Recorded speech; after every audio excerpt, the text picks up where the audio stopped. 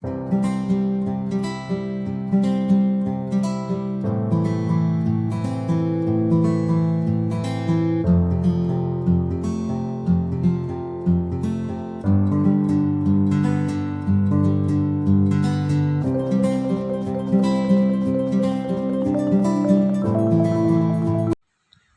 lupa subscribe channel saya Indriani Muji Triswianti dengan cara mengklik subscribe dan tanda lonceng.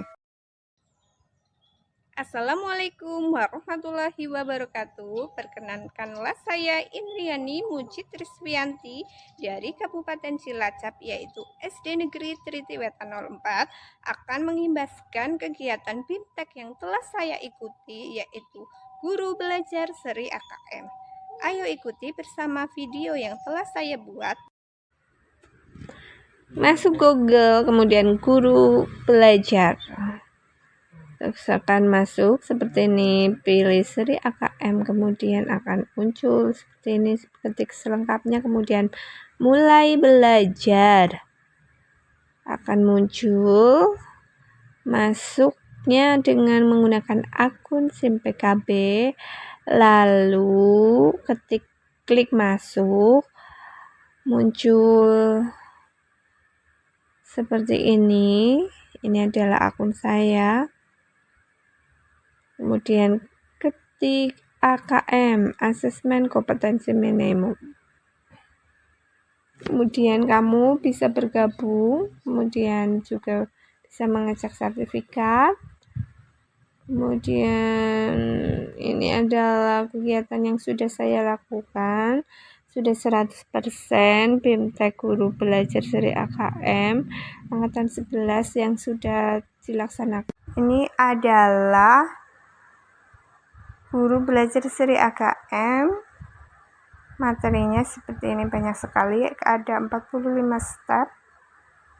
Yang pertama, orientasi Guru Belajar Seri AKM. Ada 3 topik, ya. Topiknya antara lain seperti ini: latar belakang kebijakan asesmen nasional atau AN. Kemudian ini ada pengantar program BIMTEK Guru Seri AKM, ada 2 topik. Konsep AN ada 6 topik. Teknis pelaksanaan ada banyak sekali ke bawah, ya.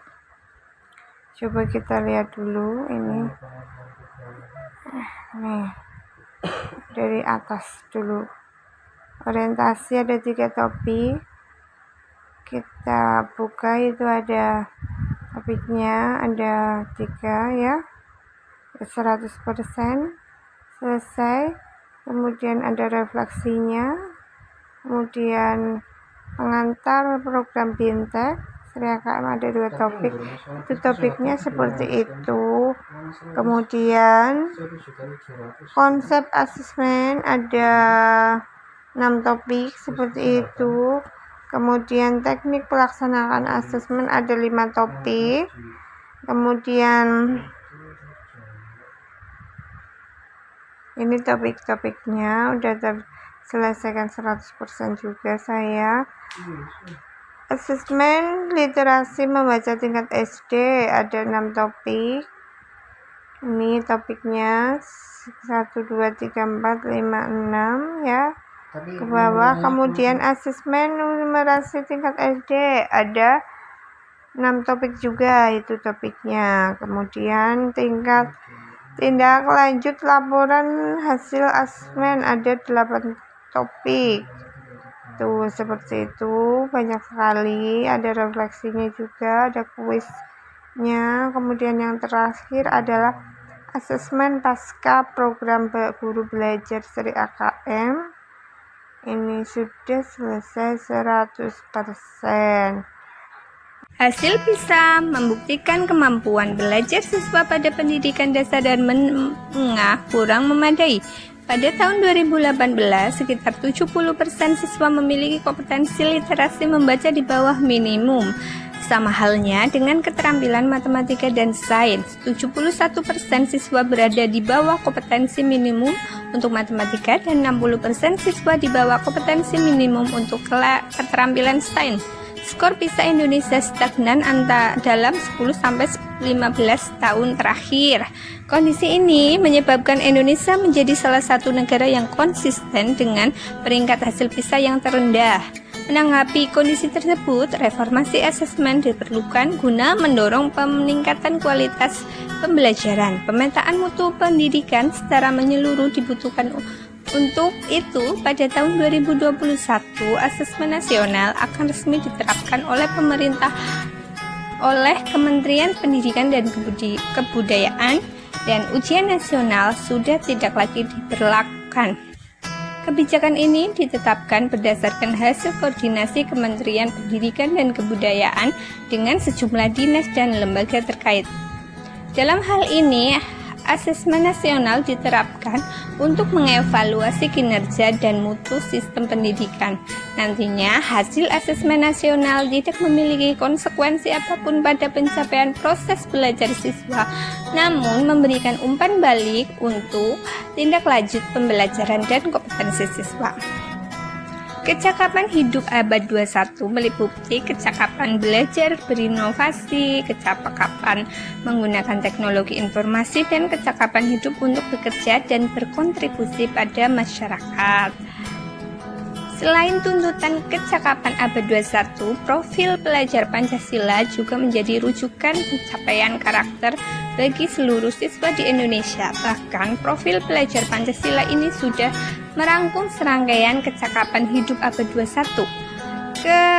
Karakter pelajar Pancasila yang ingin dicapai oleh siswa yaitu beriman dan bertakwa kepada Tuhan Yang Maha Esa, berkebinekaan global, mandiri, bernalar kritis, kreatif, dan gotong royong. Manfaat asesmen nasional itu ada 3, yaitu potret kualitas pembelajaran di sekolah atau di daerah. Yang kedua adalah umpan balik peningkatan kualitas pembelajaran sekolah atau di daerah, dan dasar untuk penyusunan program peningkatan kualitas pembelajaran sekolah atau di daerah. Perbandingan asesmen nasional dengan ujian nasional dilihat dari kriteria pembanding, dari tujuan pelaksanaan. Asesmen nasional itu untuk mengevaluasi mutu terkait sistem satuan pendidikan. Kemudian kalau ujian nasional mengevaluasi capaian hasil belajar murid secara individu. Dari jenjang penilaian itu ada SMP, MI, SMP, SMA, SMK, program kesetaraan, jenjang dasar dan menengah. Kemudian kalau ujian nasional itu SMP, SMA, dan SMK. Level siswa asesmen nasional itu di kelas 5, 8, dan 11. Sedangkan kalau ujian nasional tingkat akhir pada tiap jenjang. Kemudian subjek siswa pada asesmen nasional itu survei siswa dipilih secara acak untuk mengikuti asesmen nasional. Kemudian kalau ujian nasional itu sensus, semua siswa mengikuti ujian nasional. Model soalnya itu berupa pilihan ganda, menjodohkan, isian singkat, dan uraian. Kemudian kalau ujian nasional berupa pilihan ganda, isian singkat, matematika, SMA atau SMK.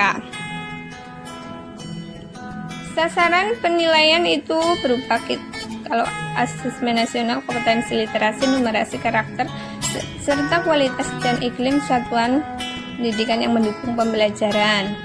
Kemudian kalau ujian nasional penguasaan terhadap mata pelajaran. Model penilaiannya itu MSAAT, kalau ujian nasional CBT dan PBT. Asesmen nasional itu ada 3 komponen ya, AKM, survei karakter, survei lingkungan belajar. AKM itu terdiri dari 2 ya, yaitu asesmen literasi membaca dan asesmen numerasi. Kemudian peserta AKM tadi udah petunjuk pelaksanaan teknis menggunakan berbasis komputer dan bersifat adaptif. Kemudian peserta KM itu seluruh satuan pendidikan, tidak semua murid, dan pemilihan secara sampel atau secara acak. Kemudian jadwal pelaksanaannya dari misalkan SD itu tes literasi 75 menit di hari pertama, dan setelah itu survei karakter 20 menit. Hari kedua ada tes numerasi 75 menit, kemudian survei lingkungan belajar 20 menit. Kalau SMP waktunya yang berbeda. SMP, SMA tes literasi itu 90 menit di hari pertama, juga di hari pertama ada survei karakter 30 menit. Kemudian hari kedua tes numerasi 90 menit dan survei lingkungan belajar 30 menit. Kategori kompetensi dan contoh analisis. Ini ada perlu intervensi khusus, misalkan dari kebutuhan. Sebagai pemula, siswa biasanya memiliki persyaratan belajar yang sama. Kemudian kalau dasar itu bunyinya seperti itu, kebutuhannya apa, struktur pembelajaran, cara formal atau informal, kemudian penanganan pendekatan, kemudian ada cakap, kebutuhannya apa, struktur pembelajaran, cara formal, pendekatan bisa dipelajari di situ. Kemudian tingkat selanjutnya adalah tingkat setelah cakap adalah mahir. Itu kebutuhannya, struktur pembelajaran. Demikian video yang telah saya buat, semoga bisa bermanfaat bagi guru semuanya di seluruh tanah air mengenai wawasan AKM, yaitu asesmen kompetensi minimum. Terima kasih. Assalamualaikum warahmatullahi wabarakatuh. Yeah, you're in the mood.